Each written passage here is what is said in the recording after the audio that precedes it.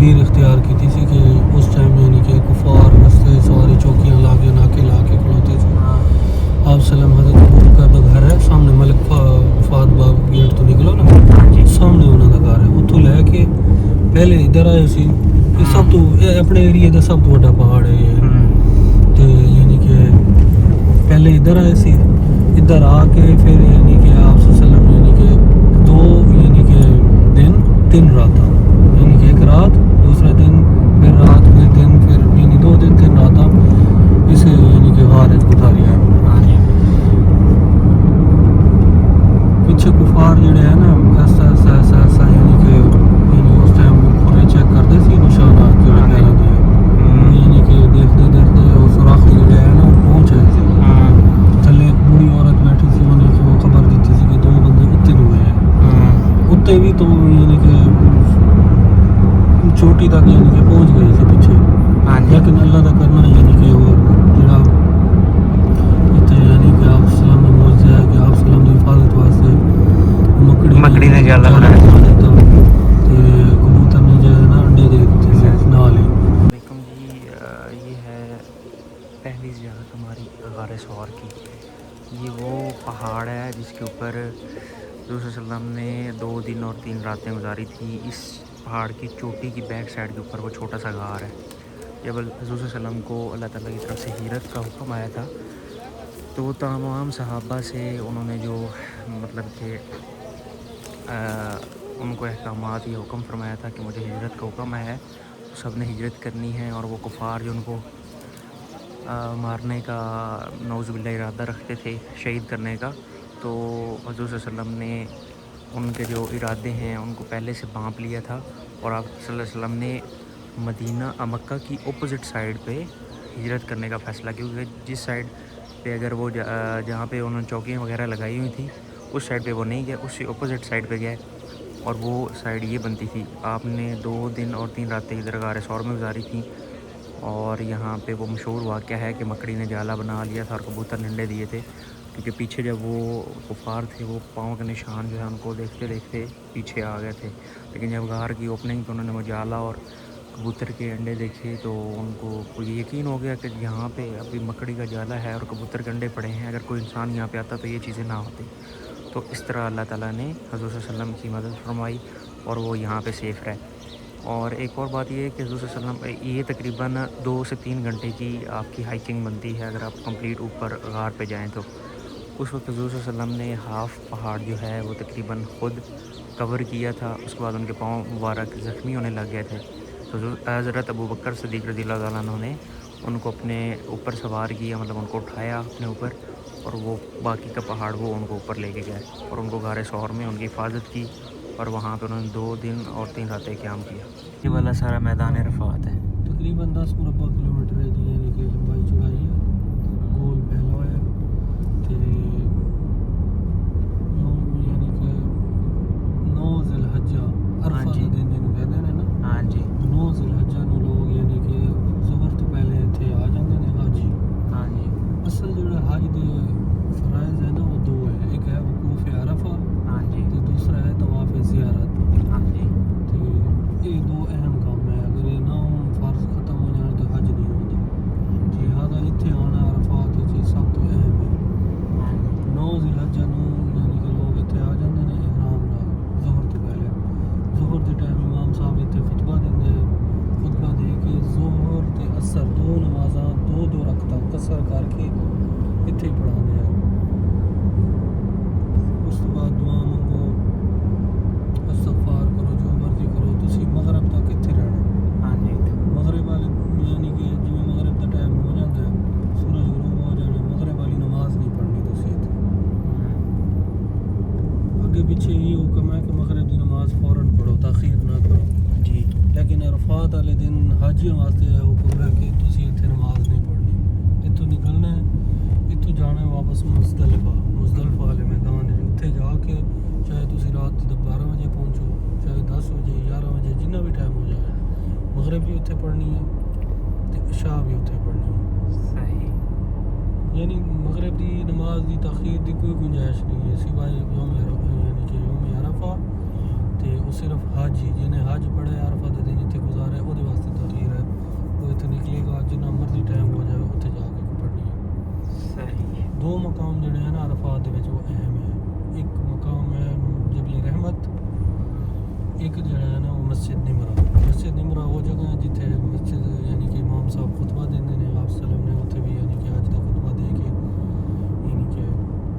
हज्जतुल विदा खुतबा हज्जतुल विदा जिथे दिता सी। दूसरा जो जबल रहमत जो है ना जी वो यानी कि वो छोटा जो पहाड़ है जो अल्लाह पाक ने हज़रत आदम अलैहिस्सलाम को उतारा सी ना हाँ जी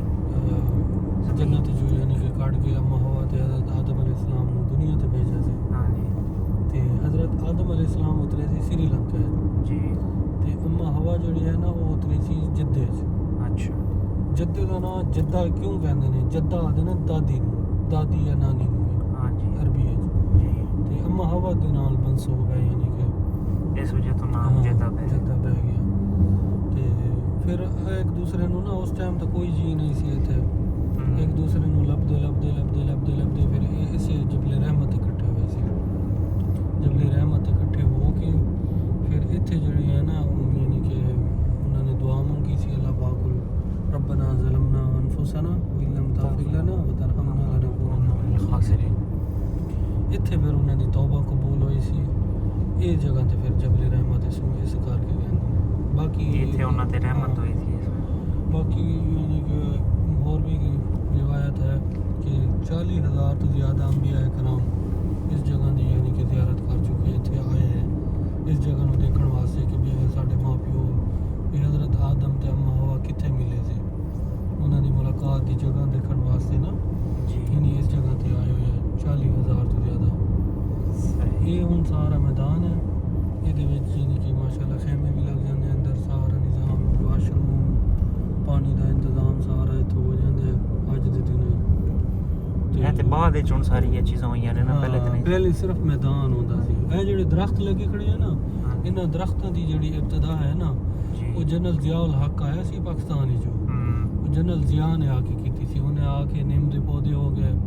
तो अल्लाह भला करे दूसरे दरख्त जड़े पता नहीं वो की कहते हैं उन्होंने जहन तो नहीं है फिलहाल वो दरख्त उन्हें लवाए सी ताकि भाई हाजियों वास्ते आसानी पैदा हो हाँ छांव वगैरह छां होवे क्योंकि बहुत ज़्यादा शदीद गर्मी होती है यानी कि रश भी बहुत ज़्यादा रश भी बहुत ज़्यादा होता है और पिछले साल काफ़ी यानी कि लोग इतने फौत हो गए सी गर्मी की वजह तो रश की वजह तो।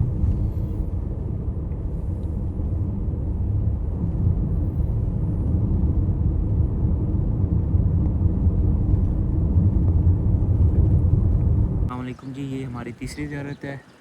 और इस ज़ियारत का नाम है जबल रहमत। जबल का मतलब पहाड़ और रहमत जहाँ पे रहमत नाजिल हुई।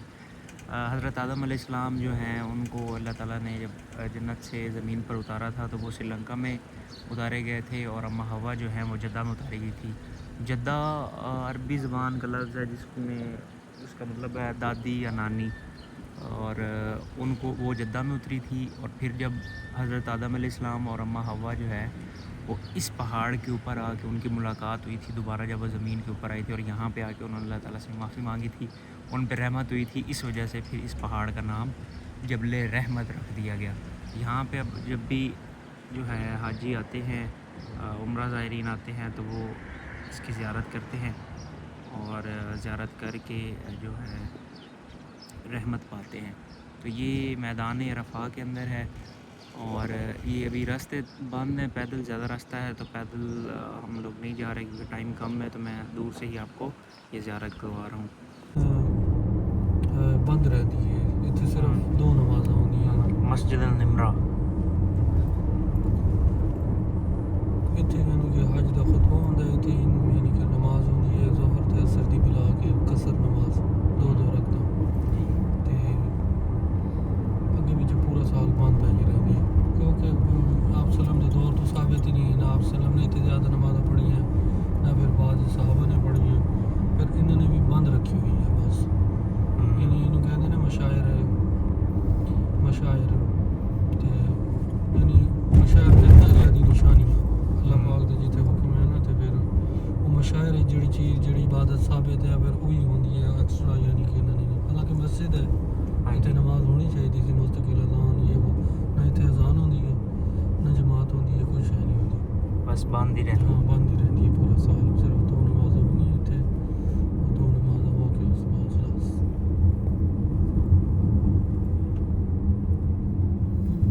यानी कि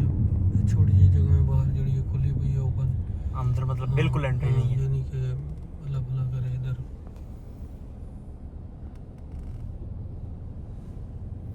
इधर यानी कि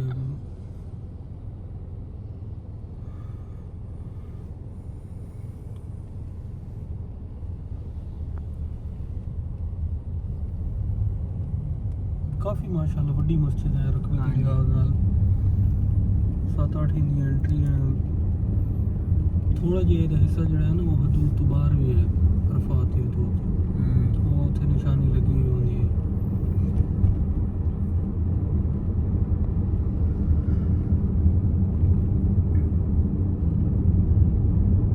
ये वो जगह है जहाँ पे रसूल सल्लल्लाहु अलैहि वसल्लम ने खुतबा हिज्जतुल विदा दिया था। खुतबा दिए थे नमाज पढ़ाई थी सही।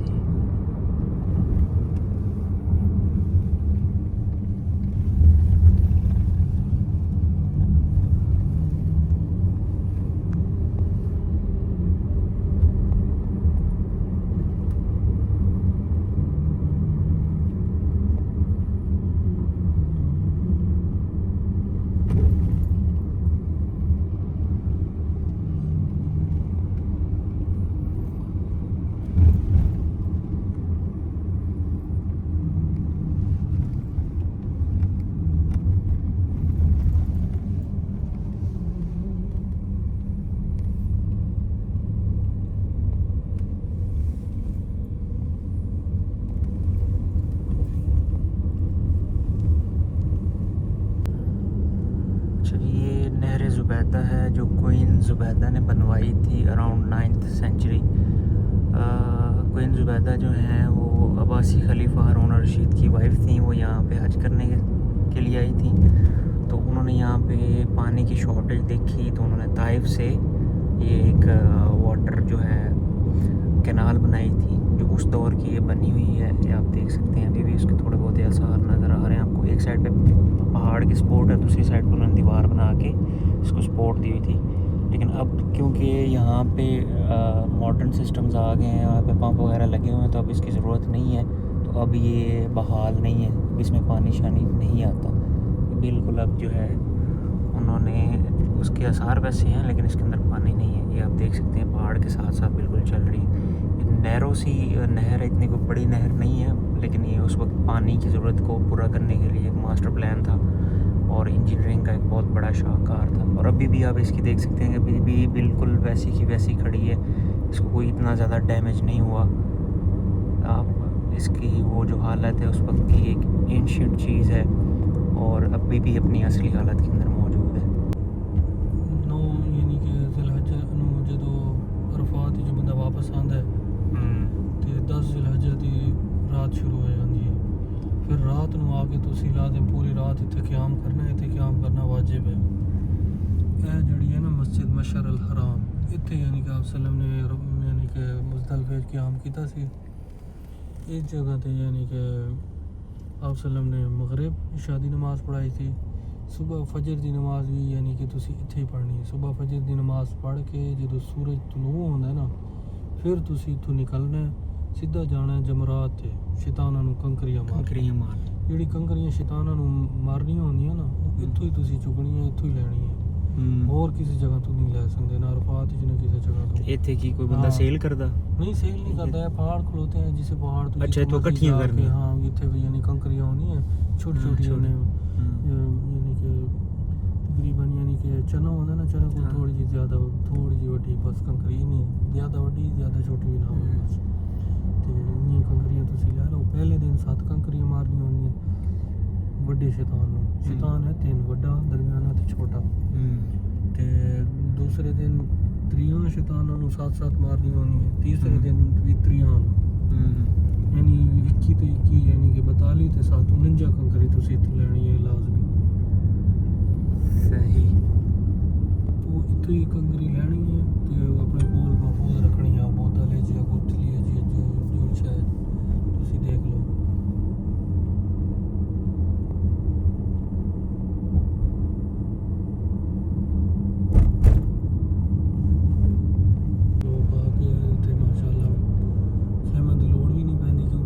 मौसम अच्छा होंदा है ते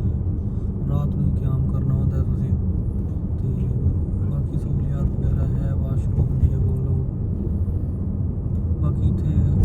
मुस्तकिल जो है ना सारा दी जमात नहीं होंदी, नमाज ਜਿਹੜਾ ਨਾ ਹਰ ਕੋਈ ਇਨਫਰਾਦੀ ਪੜ੍ਹਦਾ ਹੈ ਜਿਨ੍ਹਾਂ ਦੇ ਗਰੁੱਪ ਹੈ ਗਰੁੱਪ ਦੇ ਹਿਸਾਬ ਨਾਲ ਛੋਟੀ ਮੋਟੀ ਜਮਾਤ ਹੋ ਗਈ ਜਾਂ ਅਕਸਰ ਲੋग अलग अलग पढ़ ली 2 बंदा 4 बंदा जमात करा ली ਜਿਹੜੇ बैठे हुए मुस्तकिल थे अजान या जमात ये वो ये चीज़ नहीं होती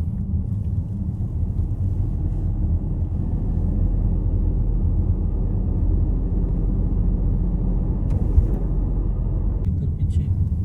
इनू कहते वादी मुहसर वादी मुकसर आप सल्लम की पैदाइश तो पहले ना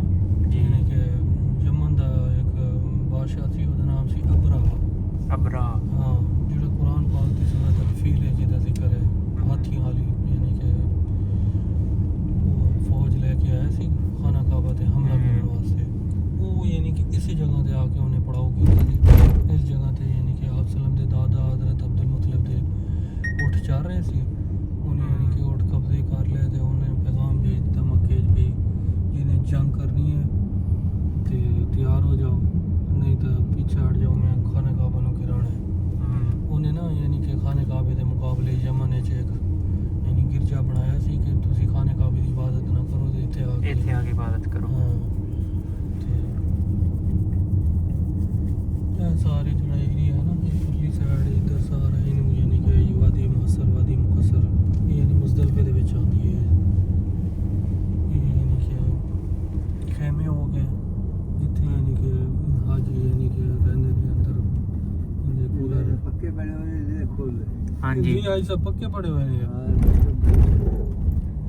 ये पक्के बने हुए ने ਇਹਦੇ ਵਿੱਚ 에ਅਰ ਕੂਲਰ ਲੱਗੇ ਹੁੰਦੇ ਨੇ ਕਿਸੇ ਕਿਸੇ ਵਿੱਚ ਏਸੀ ਵੀ ਲੱਗੇ ਹੁੰਦੇ ਨੇ ਔਰਤਾਂ ਦੇ ਅਲੱਗ ਹੁੰਦੇ ਨੇ ਮਰਦਾਂ ਦੇ ਅਲੱਗ ਹੁੰਦੇ ਨੇ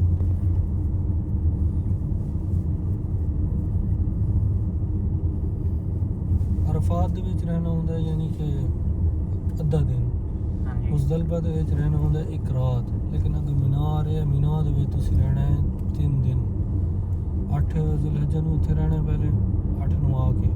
ਫਿਰ 9 ਨੂੰ ਉੱਥੇ ਜਾਣਾ ਹੈ ਅਰਫਾਤ ਫਿਰ ਮੁਜ਼ਦਲਫਾ ਫਿਰ ਵਾਪਸ ਆ ਕੇ ਫਿਰ 11 ਤੇ 12 ਤਰੀਕ ਨੂੰ ਤੁਸੀਂ ਫਿਰ ਯਾਨੀ ਕਿ ਮੀਨਾ 'ਚ ਰਹਿਣਾ ਇਹ ट्रेन स्टेशन है ਇਹ ਸਿਰਫ ट्रेन खास है सिर्फ मीना तो अरफात तक जाती है बस 4-5 स्टेशन बने हुए हैं माशाल्लाह बड़े बड़े स्टेशन है माशाल्लाह जिवें एयरपोर्ट होंदा ना उत्थे सेम ओदी तरह ते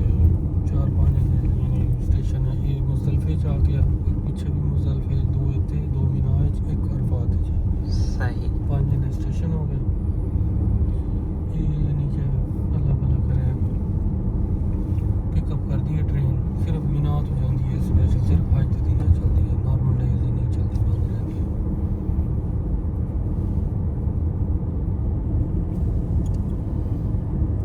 ਇਹ ਦੇਖੋ ਲਿਖਾ ਖੁੱਲ੍ਹਾ ਹੈ मीना स्टार्ट्स हियर ਤੇ ਇੱਥੋਂ ਮੇਰਾ ਅੱਗੇ ਮੀਨਾ ਸ਼ੁਰੂ ਹੋ ਰਿਹਾ ਇਹ ਨਾਲ ਹੈ ਮੁਜ਼ਦਲਫਾ ਤੇ ਮੀਨਾ यानी हदूद है यानी ਉਹਦੀ ਹਦੂਦ एक दी खत्म होंदी दूसरे से स्टार्ट हो जाती बस ਇਹ ਦੇਖੋ ਇਹ ਤਾਂ ਬਿਦਾਇਆ ਮੀਨਾ ਇਹ ਹੁਣ ਅਸੀਂ ਮੀਨਾ ਆ ਵੜੇ ਹਾਂ ਇੱਥੇ ਮੁਸਤਕਿਲ ਖੈਮੇ ਲੱਗੇ ਹੋਏ ਕਿਉਂਕਿ ਇੱਥੇ 3-4 ਦਿਨ ਰਹਿਣਾ ਹੁੰਦਾ ਹਾਜੀਆਂ ਨੇ ਇੱਥੇ ਟੋਟਲ ਖੈਮਾ ਹੀ ਖੈਮਾ ਹੁੰਦਾ ਹਰ ਹਾਜੀ ਦਾ ਖੈਮਾ ਹੁੰਦਾ नहीं हर हाजी वास्ते सेपरेट है देखो ना यानी हर हाजी वास्ते नहीं यानी कि जिवें ग्रुप होंदा ना 8 ਬੰਦਾਂ ਦਾ 10 ਬੰਦਾਂ ਦਾ ਉਹਨਾਂ ਦੇ ਹਿਸਾਬ ਨਾਲ ਉਹਨਾਂ ਦੀ यानी कि ਤਰਤੀਬ ਬਣੀ ਹੁੰਦੀ ਹੈ ਲੇਡੀਜ਼ ਅਲੱਗ ਹੁੰਦੇ ਆ ਜੈਂਟਸ ਅਲੱਗ ਹੁੰਦੇ ਆ सही हाँ ये फिर रेलवे स्टेशन रेलवे स्टेशन आ गया ये मीना च आ जाता है स्टेशन वो पिछला मुज़दलफा सी उसको पहले भी एक मुज़दलफा जाए ये जड़ा मीना च आ जाता है देखो ना माशाल्लाह तनु कितना बड़ा है हमें लगता है हमें छोटा गड्डी ते ऐसे जा रहे हैं उत्ते जाओ ना तुसी बहुत बड़ा है माशाल्लाह ठीक ठाक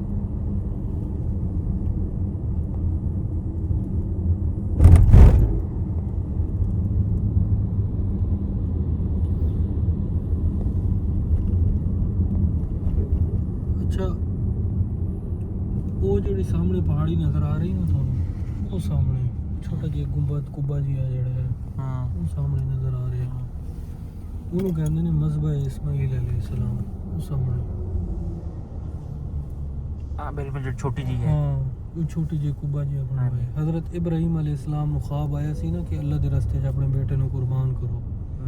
ਜਿਹੜੀ ਈਦ ਉਲ ਅਜ਼ਹਾ ਦੀ ਕੁਰਬਾਨੀ ਜਿਹੜੀ ਹੈ ਉਹ ਰਿਵਾਇਤ ਇੱਥੋਂ ਸ਼ੁਰੂ ਹੋਈ ਸੀ ਇੱਥੋਂ ਯਾਨੀ ਕਿ ਮੱਕੇ 'ਚ ਰਹਿੰਦੇ ਸੀ ख्वाब आया कि अपने बेटे ਨੂੰ ज़िबा करो तो वो फिर ये नहीं करेंगे उत्ते शैतान ने बहकाया कि भाई थोड़ा इतने साल 90 साल तो बाद बेटा पैदा होया सी हाँ जी कि भाई इतने अरसे तो बाद उन्होंने बेटा होया तो फिर तुसी यानी कि अल्लाह दे रस्ते यानी कि क्यों छुरी फेर रहे हो एक ख्वाब दी बना ते ख्वाब तो झूठा भी हो सकता है तो उन्होंने फिर कंकरियां मार के उन्होंने उन्होंने किया कोई दफ़ा हो जा शैतान मरदूद तो मैंने बहकावे च ना लिया भी अंबिया दे ख्वाब जड़े होंदे वो सच्चे होंदे सच्चे हैं। होंदे अल्लाह पाक मेरे को कुर्बानी मांग रहे तो मैंने ज़रूर इन्हों ज़िबा करूँगा अल्लाह दे रस्ते इस जगह ते फिर आके यानी कि उन्होंने इम्तिहान जड़ा है ना दुम्बा आ गया सी ते तो कुर्बानी सुन्नत इब्राहिम खलीलुल्लाह जिन्हों कहते हैं हाँ जी वो इत्थे शुरू हुई सी इब्तदा ये मीना दे रस्ते पहले जो पुराने हाजी आते हैं ना शायद आई साहब को पता होए कि पहले ज़िबा खाना इत्थे बना हुआ सी साइड ते थल्ले ना बड़ा सारा माशाअल्लाह आज तो 20-25 साल पहले ते लोग इत्थे यानी कि हज ख़त्म करके वो सामने शैतान ने कंकरियां मार के इत्थे ज़िबा खाने ते आ जाना इत्थे ही अपनी बकरी या जो भी तुसी खरीदा है या उठे थोड़ा हिस्सा है उन्होंने ज़िबा करके फिर ऐलान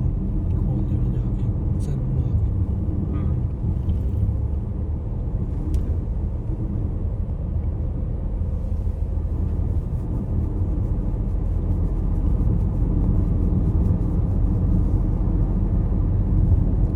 दा नाम है मस्जिद खैफ ये मीना दे एरिए च आंदी है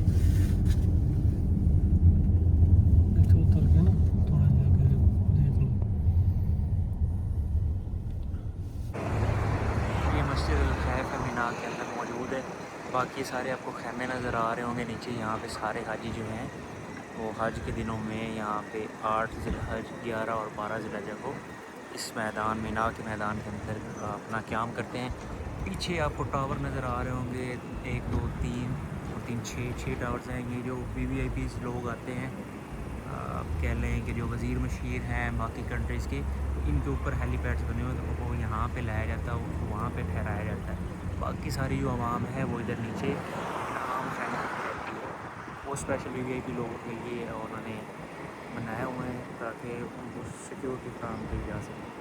ये सारा मीना का मैदान है यहाँ पे हजाज कराम जो हैं वो आपके 3 दिन क़याम माशाअल्लाह ये वो जगह है जहाँ पे हज के दिनों में हजाज कराम आके शैतान को कंकरियाँ मारते हैं ये सबसे बड़ा जो शैतान है उसकी स्पेस है जमरा उकबा ये है और इसके साथ आगे जो इससे छोटा है फिर उसके बाद जो उससे छोटा शैतान है उसकी जगह बनाएगी ये जहाँ पे हजाज कराम आके कंकरियाँ मारते हैं पहले ये एक ग्राउंड फ्लोर पे बनाई हुई थी इन्होंने जो मतलब इमारत थी अब इसको 3-4 मंजिला कर दिया है ताकि जो हजाज कराम है वो भगदड़ अगर कोई मचती है या रश ज़्यादा बनता है तो सारे जो हजाज हैं वो सेफ़ रहें तो अब ये बिल्डिंग उन्होंने काफ़ी ज़्यादा बड़ी बना दी है ताकि सारी चीज़ें जो हैं वो सेफ़ रहें बड़ा पहाड़ है जिन्होंने कहते हैं ना जिदे उत्ते गार है गार हीरा हाँ जी वो इस पहाड़ दे उत्ते ਇਹਦੇ ਉੱਤੇ ਸਭ ਤੋਂ ਪਹਿਲੇ ਕੁਰਾਨ ਪਾਕ ਦੀ ਆਇਤ ਨਾਜ਼ਿਲ ਹੋਈ ਸੀ ਨਬੂਵਤ ਮਿਲਣ ਤੋਂ ਪਹਿਲੇ ਆਪ ਸਲਾਮ ਯਾਨੀ ਕਿ ਇਸ ਪਹਾੜ ਦੇ ਉੱਤੇ ਆ ਜਾਂਦੇ ਸੀ ਤੇ ਇੱਥੇ ਯਾਨੀ ਕਿ 2-3 ਦਿਨ ਗੁਜ਼ਾਰਨੇ ਇੱਥੇ ਇਬਾਦਤ ਕਰਨੀ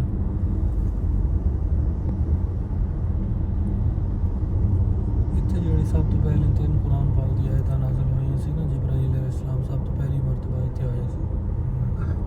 ਇਹਨੂੰ ਕਹਿੰਦੇ ਨੇ ਜੀ ਜਬਲ ਨੂਰ ਜਿਹਦਾ ਨਾਮ ਹੈ ਜਬਲਾਂ ਦੇ ਪਹਾੜ ਜਬਲ ਨੂਰ ਇਹਦਾ ਨਾਮ ਹੈ ਜਬਲ ਨੂਰ ਤੇ ਇਹਦੇ ਉੱਤੇ ਜਿਹੜਾ ਗਾਰ ਹੈ ਉਹਦਾ ਨਾਮ ਹੈ ਗਾਰ ਹੀਰਾ ਕੁਰਾਨ ਪਾਕ ਦੀ ਇਬਤਦਾ ਜਿਹੜੀ ਹੈ ਨਾ ਨਜ਼ੂਲ ਦੀ ਇੱਥੇ ਹੋਈ ਸੀ ਇਹਦੇ ਉੱਤੇ ਪੈਦਲ ਰਸਤਾ हाँ ये दो पैदल रास्ता बड़ा हुआ है लेकिन ये दो भी कम कर यानी कि 100 घंटा ये तो यानी कि बड़ा हुआ है रास्ता ते लेकिन जाना बहुत औखा हो जाता है अगे पीछे लोग जा रहे होंगे लेकिन हुण तो रमज़ान है हुण रोज़ा नहीं मेरे ख्याल इस टाइम कोई नज़र ही नहीं आ रहे होते कोशा भी नहीं है हाँ अगे पीछे यानी कि तुसी आओ ना फजर टाइम या रमज़ान तो इलावा वो माशाल्लाह नज़र आ रहे होंगे लोग भी उत्ते जा रहे हैं ये वो थोड़ी बहुत रौनक नज़र आती है लेकिन हम तो बिल्कुल ही होते हैं कि 4 साल पहले उन्होंने ऐसा होना आके ना इन्होंने थोड़ा जिहा अपडेट कर दिता हूँ तो यानी कि सीधा यहाँ सड़क बना दी थी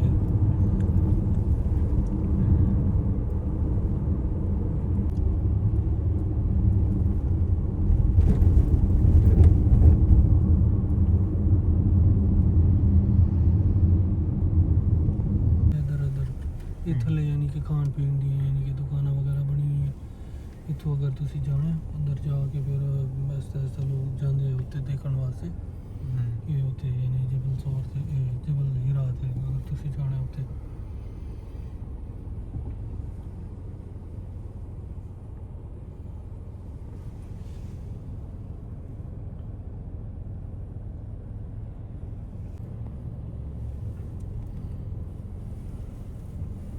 ਇੱਥੋਂ ਯਾਨੀ ਕਿ ਐਂਟਰੀ ਹੈ ਤੇ ਅੰਦਰ ਜਾ ਕੇ ਤਾਂ ਵੈਸੇ ਯਾਨੀ ਕਿ ਬ੍ਰਾਂਡ ਵਗੈਰਾ ਇਹਨਾਂ ਨੇ ਉਹ ਯਾਨੀ ਕਿ ਸ਼ਾਪਿੰਗ ਵਾਲੀ ਦੁਕਾਨ ਹੈ ਸ਼ਾਪਿੰਗ ਵਾਸਤੇ ਯਾਨੀ ਕਿ ਜਿਹੜੇ ਵਿਚਾਰੇ ਆਣ ਇੱਥੋਂ ਬੁਟੀਕ नो स्नैक्स ਆਪਣੇ ਯਾਨੀ ਕਿ ਉਹ ਤਾਂ ਬਹੁਤ ਘੱਟ ਹੀ ਤੋਂ ਕੁਛ ਸ਼ੈ ਲੈਂਦੇ ਆ ਤੇ ਬਾਕੀ ਯਾਨੀ ਕਿ ਐਂਟਰੀ ਹੈਗੀ ਹੈ ਇੱਥੋਂ ਐਂਟਰ ਕਰਕੇ ਤੁਸੀਂ ਐਸਾ ਰਸਤਾ ਬਣਾ ਹੋਇਆ ਤੇ ਉਹ ਯਾਨੀ ਕਿ ਇੱਥੋਂ ਜਾਂਦਾ ਉੱਤੇ ਪਹਾੜ ਦੇ ਉੱਤੇ ਤੱਕ ਪਹਿਲੇ ਜਿਹੜਾ ਰਸਤਾ ਬਣਾ ਹੋਇਆ ਸੀ ਸਟੈਪ ਵਾਲਾ ਉਹ ਹੈ ਪੁਰਲੀ ਸਾਈਡ ਤੋਂ ਉਹ ਬੰਦ ਹੋ ਗਿਆ ਉਹ ਥੱਲੇ ਇਹਨਾਂ ਨੇ ਬ੍ਰਾਂਡ ਬਣਾ ਕੇ ਤੇ ਸਾਰਾ ਨਿਜ਼ਾਮ ਕਰਕੇ ਉਹ ਟੌਪ ਹੈ ਹਾਂ ਉਹ ਟੌਪ ਤੇ ਜਾ ਕੇ ਨਾ ਥੋੜਾ ਜਿਹਾ ਪਰਲੀ ਸਾਈਡ ਤੋਂ ਫਿਰ ਥੋੜਾ ਜਿਹਾ ਥੱਲੇ ਉਤਰਨਾ ਪੈਂਦਾ ਪਰਲੀ ਸਾਈਡ ਦੀ ਨਮਾਜ਼ ਪੜ੍ਹ ਸਕਦਾ ਹੈ ਬਸ ਐਵੇਂ ਛੋਟਾ ਜਿਹਾ ਤੇ ਬਿਲਕੁਲ ਬਿਹਤਰੀਨ ਹੈ ਮਾਸ਼ਾਅੱਲਾ ਉੱਥੋਂ ਖਲੋ ਕੇ ਸਾਹਮਣੇ ਉੱਥੋਂ ਤੁਹਾਨੂੰ ਹਰਮ ਨਜ਼ਰ ਆਉਂਦਾ ਹੈ ਤੇ ਯਾਨੀ ਖਾਣਾ ਕਾਬਾ ਨਹੀਂ ਨਜ਼ਰ ਆਉਂਦਾ ਥੱਲੇ ਯਾਨੀ ਹਰਮ ਵੈਸੇ ਨਜ਼ਰ ਆ ਜਾਂਦਾ ਬਿਲਡਿੰਗਸ ਨੇ ਸਾਰੀਆਂ ਨੇ ਉਹ ਸਾਹਮਣੇ ਘੜੀ ਵਾਲਾ ਟਾਵਰ ਹੀ ਹੈ ਉਹ ਤਾਂ ਬਿਹਤਰੀਨ ਨਜ਼ਰ ਆਉਂਦਾ ਹੈ ਉੱਥੋਂ ਖਲੋ ਕੇ ਆਬਾਦੀ ਵਗੈਰਾ ਸਾਰੀ ਮਾਸ਼ਾਅੱਲਾ ਨਜ਼ਰ ਆਉਂਦੀ ਹੈ ਮੈਂ ਗਿਆ ਹੋਇਆ ਉੱਥੇ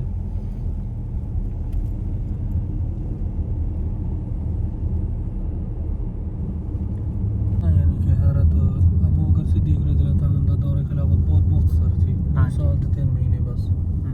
ਉਸ ਟਾਈਮ ਜੰਗੀ ਹਾਲਾਤ ਸੀ ਫਿਤਨੇ ਖੜੇ ਹੋ ਗਏ ਸੀ ਫਿਰ ਉਹ ਜਦੋਂ ਚਲੇ ਗਏ ਦੁਨੀਆ ਤੋਂ ਫਿਰ ਹਜ਼ਰਤ ਉਮਰ ਰਜ਼ੀਅल्लाहु अन्हु ਦਾ ਜਿਹੜਾ ਦੌਰੇ ਹਕੂਮਤ ਆਇਆ ਨਾ ਉਹ 10 ਸਾਲ ਉਹਨਾਂ ਨੇ ਮਾਸ਼ਾਅੱਲਾ ਹਕੂਮਤ ਕੀਤੀ ਹੈ ਉਹਨਾਂ ਦਾ ਫਿਰ ਤਰਜ਼ ਇਹ ਸੀ ਕਿ ਉਹ ਹਰ ਸਾਲ ਆਣਾ ਹਜ ਦੇ ਉੱਤੇ ਹਜ ਤੇ ਆ ਕੇ ਫਿਰ ਯਾਨੀ ਕਿ ਹਜ ਤੋਂ ਬਾਅਦ ਨਾ ਯਾਨੀ ਕਿ ਜਿਤਨੇ ਦਿਨ ਰਹਿੰਦੇ ਸੀ ਹਰ ਰੋਜ਼ ਇਸ ਮੈਦਾਨ ਖੁੱਲੀ ਕਚਹਿਰੀ ਲਾਉਂਦੇ ਸੀ ਇਸ ਵਜ੍ਹਾ ਤੋਂ ਮੈਦਾਨ ਹੈ ਅਦਲ ਹਾਂ ਇੱਥੇ ਫਿਰ ਜਿਸ ਯਾਨੀ ਕਿ ਪੂਰੀ ਉਸ ਟਾਈਮ ਯਮਨ ਆਉਂਦਾ ਸੀ ਯਾਨੀ ਕਿ ਪੂਰੀ ਜਿਹੜੀ ਉਹਨਾਂ ਦੀ ਸਲਤਨਤ ਸੀ ਕੂਫਾ ਹੋ ਗਿਆ ਬਸਰਾ ਹੋ ਗਿਆ ਸ਼ਾਮ ਹੋ ਗਿਆ ਤੇ ਇਹ ਉਹ ਬਗਦਾਦ ਸਾਰੇ ਆਉਂਦੇ ਸੀ ਲੋਕ ਜਿਤਨੀ ਯਾਨੀ 22 ਲੱਖ ਮੁਰੱਬਾ ਮੀਲ ਦੇ ਹੁਕਮਰਾਨ ਸੀ ਹਜ਼ਰਤ ਉਮਰ ਤੇ ਉਹ ਆਪਣੇ ਦੌਰ ਜਿਤਨੇ ਵੀ ਯਾਨੀ ਕਿ ਕਿਸੇ ਨੂੰ ਕੋਈ ਕਾਜ਼ੀ ਕੋਲ ਸ਼ਿਕਾਇਤ ਹੈ ਕਿਸੇ ਨੂੰ ਹਾਕਿਮ ਕੋਈ ਮਸਲਾ ਹੈ ਕੋਈ ਊਂਚ ਨੀਚ ਹੈ ਇਹ ਉਹ ਫਿਰ ਇੱਥੋਂ ਹੁਕਮਨਾਮਾ ਜਾਰੀ ਕਰਨਾ ਕਿਸੇ ਨੂੰ ਮਾਜ਼ੂਲ ਕਰਨਾ ਹੈ ਕਿਸੇ ਨੂੰ ਨਵਾਂ ਮੁਕਰਰ ਕਰਨਾ ਹੈ ਕਿਉਂਕਿ ਉਹਨਾਂ ਨੇ ਆਪਣੇ ਦੌਰ ਹਕੂਮਤ ਯਾਨੀ ਕਿ ਸਾਰੇ ਨਿਜ਼ਾਮ ਕੀਤੇ ਸੀ ਮਾਸ਼ਾਅੱਲਾ ਪੁਲਿਸ ਦਾ ਮਹਿਕਮਾ ਮਸਜਿਦਾਂ ਦੇ ਵਿੱਚ ਇਮਾਮ ਮੁਅੱਜ਼ਿਨ ਸਾਰੇ ਨਿਜ਼ਾਮ ਇਹ ਉਹ ਤੇ ਸਾਰੇ ਯਾਨੀ ਕਿ ਫਿਰ ਇੱਥੇ ਖੁੱਲੀ ਕਚਹਿਰੀ ਲਾਉਂਦੇ ਸੀ ਜਿੱਥੇ ਦਾ ਕੋਈ ਮਸਲਾ ਹੈ ਜਿਹੜਾ ਬੰਦਾ ਯਾਨੀ ਕਿ ਨਹੀਂ ਪਹੁੰਚ ਸਕਦਾ ਹਜ਼ਰਤ ਉਮਰ ਤੱਕ ਉਹ ਫਿਰ ਹਜ ਦੇ ਦਿਨ ਜਿੱਥੇ ਆਉਂਦਾ ਸੀ ਹਜ ਪੜ੍ਹ ਕੇ ਮੇਰੇ ਬਾਅਦ ਵਿੱਚ ਆਪਣਾ ਮਸਲਾ ਪੇਸ਼ ਕਰਦਾ ਸੀ ਕਿ ਮੇਰੇ ਨਾਲ ਕਾਜ਼ੀ ਨੇ ਇੱਕ ਤਰ੍ਹਾਂ ਗਲਤ ਜ਼ਿਆਦਤੀ ਕੀਤੀ ਹੈ ਇਹ ਹੈ ਉਹ ਹੈ ਕਿ ਸਾਨੂੰ ਇਹ ਸ਼ਿਕਾਇਤ ਹੈ ਆਪਣੇ ਹੁਕਮਰਾਨ ਤੋਂ ਤੇ ਫਿਰ ਉਹ ਕਿਸੇ ਨੂੰ ਮਾਜ਼ੂਰ ਕਰ ਦਿੰਦੇ ਸੀ ਕਿਸੇ ਨੂੰ ਨਵਾਂ ਮੁੰਤਖਬ ਕਰਕੇ ਮੋਹਰ ਲਾ ਕੇ ਆਪਣੇ ਇੱਥੇ ਯਾਨੀ ਕਿ ਹੁਕਮਨਾਮਾ ਜਾਰੀ ਕਰ ਸਾਰੇ ਏਰੀਏ ਦੇ ਨਾਲ ਹੀ ਫਿਰ ਅਦਲ ਆ ਹੋ ਗਿਆ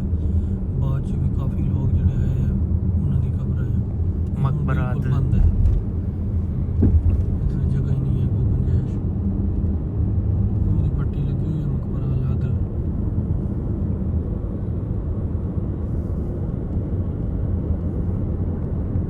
ਇਹ ਮਸਜਿਦ ਇਜਾਬਾ ਹੈ ਆਪ ਸਲਾਮ ਫਜਰ ਦੀ ਨਮਾਜ਼ ਪੜ੍ਹ ਕੇ ਉਸ ਤੋਂ ਬਾਅਦ ਯਾਨੀ ਨਿਕਲਦੇ ਸੀ ਇਸ ਮਸਜਿਦ ਜਾ ਕੇ ਇਸ਼ਰਾਕ ਇਸ ਜਗ੍ਹਾ ਤੇ ਯਾਨੀ ਕਿ ਇਸ਼ਰਾਕ ਦੀ ਨਮਾਜ਼ ਪੜ੍ਹਨੀ ਫਿਰ ਇਹ ਸਿੱਧੇ ਤੁਰੇ ਜਾਣਾ ਫਿਰ ਉਹ ਜਬਲੇ ਨੂਰ ਤੇ ਗਾਰੇ ਸੌਰ ਦੇ ਗਾਰੇ ਹੀਰਾ ਦੇ ਉੱਤੇ ਚੜ੍ਹ ਜਾਣਾ ਫਿਰ ਉੱਥੇ ਹੀ ਆਪਣਾ ਟਾਈਮ ਗੁਜ਼ਾਰਨਾ ਇਹ ਸਾਹਮਣੇ ਖਲੋਤੀ ਮਸਜਿਦ ਇਜਾਬਾ ਇਹ ਆ ਗਈ ਸੀ ਰੋਡ ਦੇ ਦਰਮਿਆਨ ਫਿਰ ਇਹਨੂੰ ਗਿਰਾਇਆ ਨਹੀਂ ਫਿਰ ਇਹਨੂੰ ਬਣਾ ਕੇ ਫਿਰ ਰੋਡ ਨੂੰ ਫੇਰ ਦਿੱਤਾ ਵੈਸੇ ਰੋਡ ਸਿੱਧਾ ਚੱਲ ਰਿਹਾ ਹੈ ਦੇਖੋ ਨਾ ਇਸ ਸਾਈਡ ਤੋਂ ਸਿੱਧਾ ਆਉਂਦਾ ਲੇਕਿਨ ਇਸ ਸਾਈਡ ਤੋਂ ਫਿਰ ਜਾਂਦਾ ਦਰਮਿਆਨ ਮਸਜਿਦ ਹੈ ਨਾ ਫਿਰ ਰੋਡ ਨੂੰ ਫੇਰ ਦਿੱਤਾ ਮਸਜਿਦ ਇਜਾਬਾ ਇਹਦਾ ਨਾਮ ਹੈ ਇੱਥੇ ਮਾਸ਼ਾਅੱਲਾ ਬੜੀ ਰੌਣਕ ਹੁੰਦੀ ਹੈ ਇੱਥੇ ਸਪੈਸ਼ਲ ਇਫਤਾਰੀ ਹੁੰਦੀ ਹੈ ਇੱਥੇ ਸਭ ਦਸਤਰਖਾਨ ਲੱਗਦਾ ਹੈ ਤੇ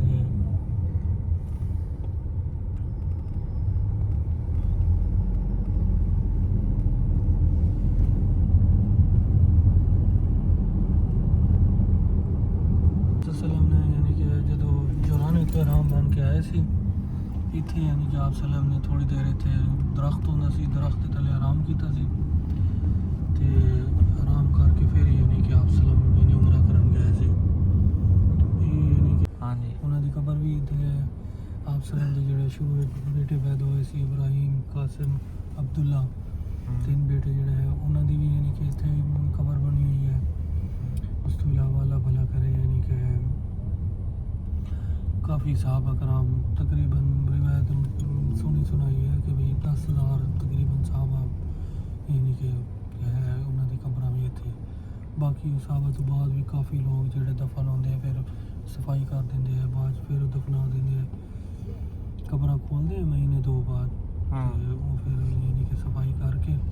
जिहदी बिल्कुल यानी कि इलाज सलामत होवे उन्हें तो नहीं छेड़ते ਤੇ ਬਾਕੀ ਇਹਨਾਂ ਦਾ ਪ੍ਰੋਸੀਜਰ ਹੈ ਉਹਦੇ ਹਿਸਾਬ ਨਾਲ ਯਾਨੀ ਕਿ ਦਫਨ ਕਰਦੇ ਆ ਤੇ